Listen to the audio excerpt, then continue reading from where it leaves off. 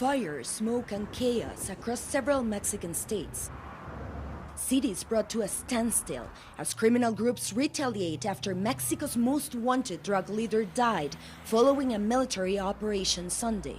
Blocked highways, drivers forced out of their cars at gunpoint, trucks and buses set on fire.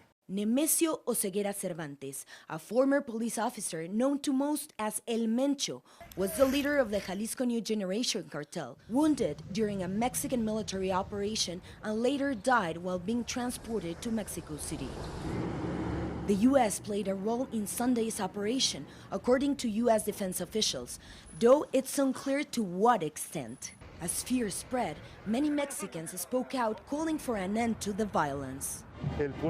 People are aware of this violence, and what they want is peace, to live in harmony and justice, not in war. Blockades were reported across various states, and classes were suspended in at least 3 states as officials tried to contain the violence and keep civilians off the streets. I'm tired of seeing this continue every single day. Under El Mencho's command, the cartel expanded rapidly, challenging rivals like the Sinaloa cartel for control of territory and trafficking routes. According to U.S. and Mexican officials, El Mencho managed to avoid capture for years. His detention and death is one of the most significant blows to organized crime in recent years, and the first high-profile operation under President Claudia Sheinbaum. The fall of El Mencho may mark a major security milestone, but with tourism, foreign investment, and security for the 2026 World Cup at stake, the world is watching how Mexico handles what comes next. Valeria Leon, CNN, Mexico City. We've been coming down here for almost 20 years, and we've always told people to come down and check it out because you always feel safe here. We've never, ever not felt safe. And today was the first day as we left the hotel to go have breakfast and saw all the craziness going on and the violence and the smoke that we were actually terrified. And we saw the people running down the streets, running from the flames and stuff and the fire. And we ran back to the hotel, and then that's when they got the shelter in order place, and we've been here all day. And we're staying at Hotel Eloise, and there's no restaurant or bar or anything here, so we've all been here without anything all day, and the staff has been great, running and grabbing stuff and bringing us some snacks and some water and stuff. But it's been pretty scary, as you can see from the videos and pictures I shared, that blocks away is where all of it's happening, and all the OXXOs, they burnt down all of the little OXXOs. So there's been little fires and stuff all over the city around us where it's normally fun and nice and people walking around and all the little local restaurants and all the locals being locked up and hidden with us too. And there's a few homeless people that were brought into this hotel they allowed in so that they had some place to go too. So it's been quite surreal knowing this warm, wonderful place that we come to visit a couple times a year is in lockdown and just terrifying for all the people. Who's the man behind the chaos? His name is Nemesio Oseguera Cervantes, otherwise known as El Mencho. He's believed to be the founder and leader of the Jalisco New Generation Cartel, one of the most violent criminal groups in Mexico. For years, he was one of the most wanted fugitives in the country, but today, he was killed in a military operation in Jalisco.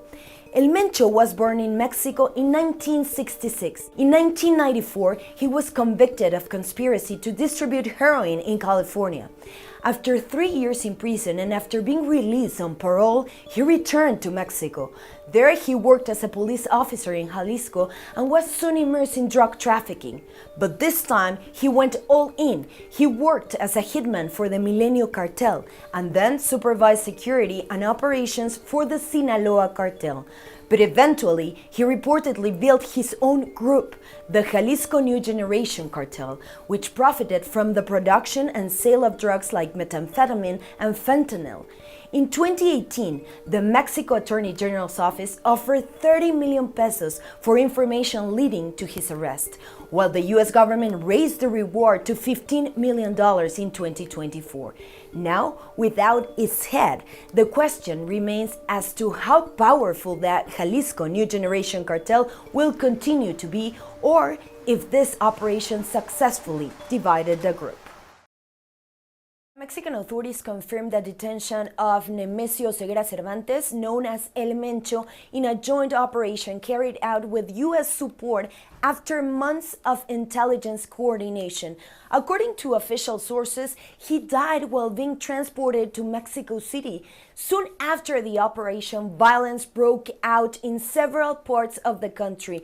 Armed groups blocked major highways, forced drivers out of their vehicles, and set trucks and buses on fire, deliberately using them to shut down roads and paralyze entire cities. We're talking about 5 Mexican states that have reported this kind of violence. And authorities reported blockades in Jalisco, Michoacán, Guanajuato, Veracruz, and Chiapas. And as precaution, classes were canceled in at least 3 states tomorrow, while security forces work to restore order and prevent civilians from being caught in the arrest. El Mencho was not simply a regional criminal leader. He was the founder and leader of the Jalisco New Generation Cartel and one of the most powerful and violent criminal organizations operating not just in Mexico, but worldwide. And under his leadership, the group expanded rapidly, challenging rival cartels for control of territory and trafficking routes, and becoming known for its use of military-grade weapons and also drones and highly visible displays of force. For years, he managed to avoid capture, and now he was captured, and after that he died in her route to Mexico City. Violence erupted in several Mexican states after El Mencho, leader and founder of the Jalisco New Generation Cartel, died following a Mexican military operation. The cartel became one of the most powerful and ruthless criminal organizations inside Mexico, according to the U.S. Drug Enforcement Agency. Security forces from several federal branches of Mexico's military carried out the operation in the town of Tapalpa.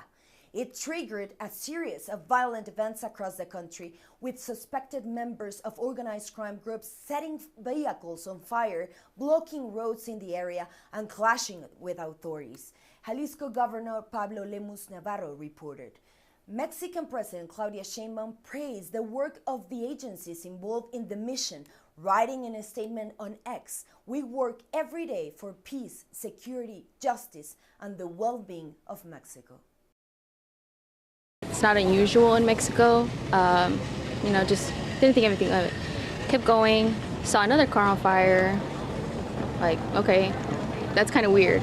You saw the ground workers running around, going inside, like trying to hide, and then videos started popping up of like the airport people are running inside, and it happened to just be right in front of our gate.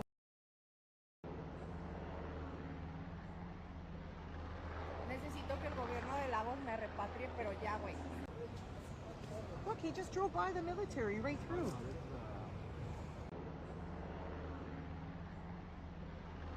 Necesito que el gobierno de Lagos me repatrie, pero ya, güey.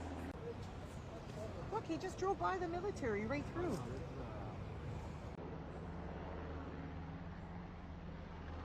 Necesito que el gobierno de Lagos me repatrie, pero ya, güey. Look, he just drove by the military right through.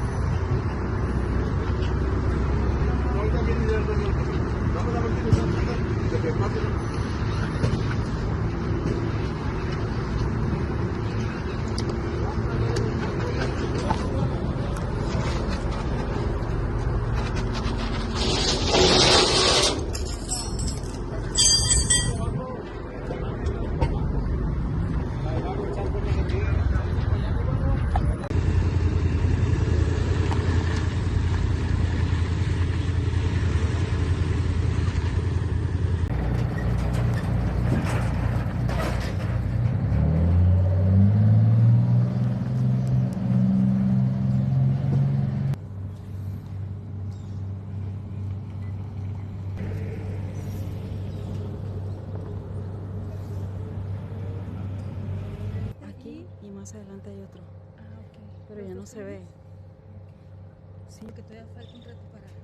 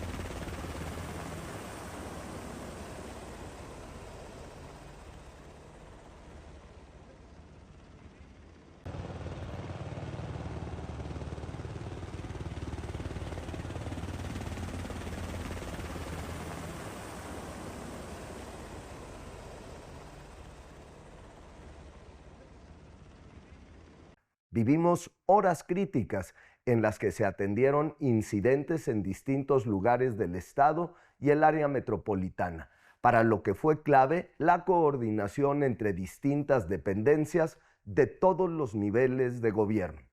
El objetivo principal durante esta jornada ha sido salvaguardar la seguridad de las personas. Por eso desde temprano, desde esta mesa de seguridad que se encuentra en sesión permanente, activamos el código rojo, mismo que continúa hasta este momento para coordinar el trabajo de todas las corporaciones de seguridad y suspendimos el sistema de transporte público y los eventos masivos para inhibir mayores afectaciones a la población.